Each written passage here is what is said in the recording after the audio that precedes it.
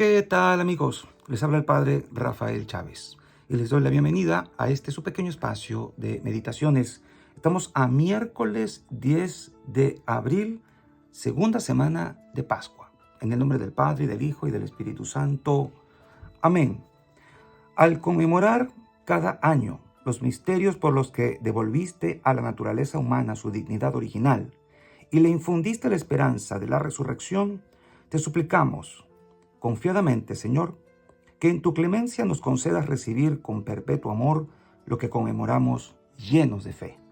Por nuestro Señor Jesucristo, tu Hijo, que vive y reina contigo en la unidad del Espíritu Santo y es Dios, por los siglos de los siglos. Amén. Comenzamos con el libro de los Hechos, capítulo 5, versículos del 17 al 26. En aquellos días, el sumo sacerdote y los de su partido, que eran los saduceos, llenos de ira contra los apóstoles, los mandaron a prender y los metieron en la cárcel. Pero durante la noche, un ángel del Señor les abrió las puertas, los sacó de ahí y les dijo: vayan al templo y pónganse a enseñar al pueblo todo lo referente a esta nueva vida. Para obedecer la orden, se fueron de madrugada al templo y ahí se pusieron a enseñar. Cuando llegó el sumo sacerdote con los de su partido, convocaron al Sanedrín, es decir, a todo el senado de los hijos de Israel, y mandaron traer de la cárcel a los presos. Al llegar los guardias a la cárcel, no los hallaron y regresaron a informar: encontramos la cárcel bien cerrada y a los centinelas en sus puestos, pero al abrir no encontramos a nadie adentro. Al oír estas palabras, el jefe de la guardia del templo y los sumos sacerdotes se quedaron sin saber qué pensar. Pero en ese momento llegó uno y les dijo: los hombres que habían metido en la cárcel están en el templo, enseñando al pueblo. Entonces el jefe de la guardia, con sus hombres, trajo a los apóstoles, pero sin violencia, porque temían ser apedreados por el pueblo. Palabra de Dios, te alabamos, Señor. Salmo 33. Si el afligido invoca al Señor, Él lo escucha. Bendigo al Señor en todo momento, su alabanza está siempre en mi boca. Mi alma se gloría en el Señor, que los humildes lo escuchen y se alegren. Si el afligido invoca al Señor, Él lo escucha. Proclamad conmigo al Señor, ensalcemos juntos su nombre. Yo consulté al Señor y me respondió, me libró de todas mis ansias. Si el afligido invoca al Señor, Él lo escucha. Contempladlo y quedaréis radiantes. Vuestro rostro no se avergonzará. Si el afligido invoca al Señor, Él lo escucha y lo salva de sus angustias. Si el afligido invoca al Señor, Él lo escucha. El ángel del Señor acampa en torno a sus fieles y los protege. Gustad y ved qué bueno es el Señor, dichoso el que se acoge a Él. Si el afligido invoca al Señor, Él lo escucha. Y el Evangelio de hoy está tomado de Juan, capítulo 3, versículos del 16 al 21. Tanto amó Dios al mundo, que le entregó a su Hijo único, para que todo el que crea en Él no perezca, sino que tenga la vida eterna. Porque Dios no envió a su Hijo para condenar al mundo, sino para que el mundo se salvara por Él.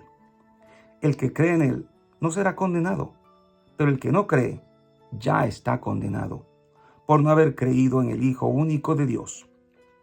La causa de la condenación es esta: habiendo venido la luz al mundo, los hombres prefirieron las tinieblas a la luz, porque sus obras eran malas. Todo aquel que hace el mal aborrece la luz y no se acerca a ella, para que sus obras no se descubran. En cambio, el que obra el bien, conforme a la verdad, se acerca a la luz, para que se vea que sus obras están hechas según Dios. Palabra del Señor. Gloria a ti, Señor Jesús. Y bien, hay varias cositas interesantes que podemos meditar brevemente.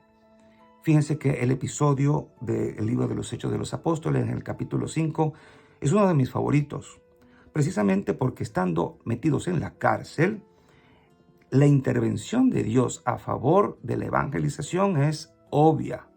El ángel del Señor se les aparece y no para consolarlos específicamente, sino para liberarlos y decirles vayan al templo y pónganse a enseñar todo lo referente a esta nueva vida. Y a mí me da mucho que pensar esto, porque Dios interviene y los libera, pero no para que se vayan a sus casas, para que todo siga igual, o para que ellos huyendo por miedo dicen, no, nos van a perseguir, huyamos y olvidémonos de esto. Ellos no pueden dejar de hablar de lo que han visto y oído. Es tan obvio, tan portentoso lo que ellos han experimentado, que es imposible echar atrás. Es imposible volver a lo de antes. Y ellos han experimentado el poder y la fuerza del Espíritu Santo. Por lo tanto, era impensable, aunque algunos piensen que sí, pensar, y valga la redundancia, que se iban a ir a sus casas como si nada hubiera pasado, huyéndole a lo que tenían que hacer. ¿Qué tenían que hacer? Su obligación era ir a enseñar al pueblo todo lo referente a la nueva vida. Y eso es lo que tenemos que hacer todos los cristianos, ir a enseñarle a la gente todo lo referente a la nueva vida. Lamentablemente, mucho cristiano católico hay todavía que no ha llegado a este punto, que todavía está en pañales, que todavía necesita leche para crecer, porque está todavía con miedo al mundo, con miedo al demonio, con miedo a los ataques, con tantas dudas en su corazón. Lo que quiere es que Dios le proteja, que Dios le defienda, y lo va a hacer. Pero recordemos que Dios es nuestro Dios, un Dios de alianza para que nosotros seamos portadores de una buena noticia, no para que nos vaya bien, no para tener solo salud, o para que a nuestros hijos no le pasen nada, o ser felices en el matrimonio, o tener un buen trabajo y un buen sueldo. No, señor. Si usted está pensando hacerse cristiano para que le vaya muy bien, se equivocó. Se equivocó. Porque la vida del cristiano es esto. Es exponer nuestra vida, es hacerle caso primero a Dios antes que a los hombres, y es ir a, contagiar a los demás de la nueva vida del Señor. Fíjense que ellos hicieron lo que tenían que hacer, luego los volvieron a apresar, pero sin violencia, porque ahora eran los grandes los que le tenían miedo al pueblo porque los iban a apedrear. Esto siempre me ha impactado mucho, estos textos del libro de los Hechos. Por otro lado, tenemos el texto, clásico, hermosísimo, del capítulo 3 de Juan 16. Tanto amó Dios al mundo que le entregó a su Hijo único para que todo el que crea en Él no perezca. El asunto de la fe vuelve a ser explotado y explorado en estos textos. Dios quiere a nosotros creyentes. Se lo digo a Tomás, lo vimos el domingo. No seas incrédulo, sino cree. Entonces, por la fe tenemos acceso a las promesas. Por la fe tendremos acceso a la vida eterna. Por la fe tendremos acceso a la salvación. Y esto es importantísimo. Dios quiere salvarnos por la fe en su Hijo Jesucristo y en su obra salvadora. ¿Quién es tu Señor? ¿Quién es tu Dios? ¿Quién es tu amo? ¿Quién es tu dueño? Pues el Señor, Jesucristo. Y por la fe en Él nos salvaremos. Dice el Señor, porque Dios no envió a su Hijo para condenar al mundo. Él no envió a Jesucristo a dictar sentencia condenatoria sobre los malos. Y los buenos, sálvense y vengan conmigo. Él quiere que todos se salven, incluso los malos, que se conviertan, que cambien su corazón y que se conviertan y se salven. Pero dice aquí, el que no crea ya está condenado por no haber creído en el Hijo único de Dios. Hay que pedir por la conversión de los pecadores. Y el mal está aquí. Y esta es la respuesta a esta bendita pregunta. ¿Por qué Dios, siendo tan bueno y poderoso, permite el mal y el sufrimiento? La respuesta está aquí. Habiendo venido la luz del mundo, Jesucristo, los hombres prefirieron las tinieblas, prefirieron el mal, tomaron malas decisiones y las siguen tomando hoy en día. Y allí está el origen del mal, el pecado. El pecado, volvemos a lo mismo. Y las malas decisiones que tú y yo podemos tomar y acarrear con las consecuencias de esas malas decisiones. Todo aquel que hace el mal aborrece la luz, aborrece lo bueno. No quiere ni siquiera entrar a la iglesia. Rezar le molesta, la música sacra le incomoda. Todo lo que tenga que ver con Dios le da piquiña.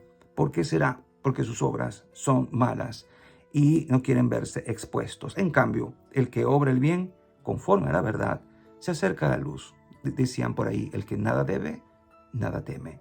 ¿Y tú, de parte de quién estás? ¿De la luz o de las tinieblas? Cuando tomas una decisión, ¿esa decisión va a darle mayor gloria a Dios o no?